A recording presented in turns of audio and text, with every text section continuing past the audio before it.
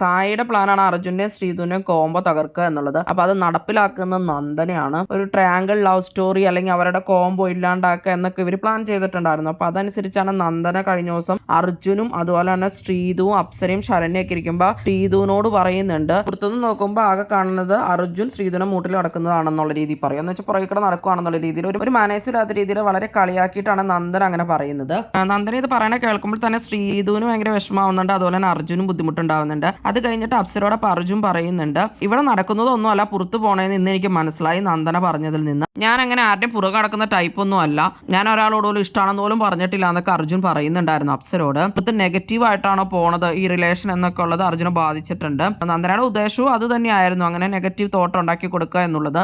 പിന്നീട് ശ്രീധുവും റസ്മിനും സംസാരിക്കുമ്പോൾ ശ്രീധുവും പറയുന്നുണ്ട്, ഇവിടെ വെച്ച് ഫ്രണ്ട്ഷിപ്പ് ഇല്ലാണ്ടിരിക്കുകയാണ് നല്ലത്, ഇവിടെ ഗെയിം കളിക്കുക നല്ലതെന്നൊക്കെ പറയുന്നുണ്ടായിരുന്നു. ഇവിടെ അതൊന്നും നടക്കില്ല എന്നൊക്കെ, പുറത്ത് പോയിട്ടുള്ള ഫ്രണ്ട്ഷിപ്പ് ഒക്കെ ആയിരിക്കും നല്ലതെന്നൊക്കെ പറഞ്ഞു. നന്ദന പറഞ്ഞത് പിന്നെ അവർ കുറെ ഡിസ്റ്റൻസ് ഒക്കെ ഇട്ടിട്ടുണ്ടായിരുന്നു, ഇവരായിട്ട് കാര്യമായിട്ട് മിണ്ടുന്നൊന്നും ഉണ്ടായിരുന്നില്ല.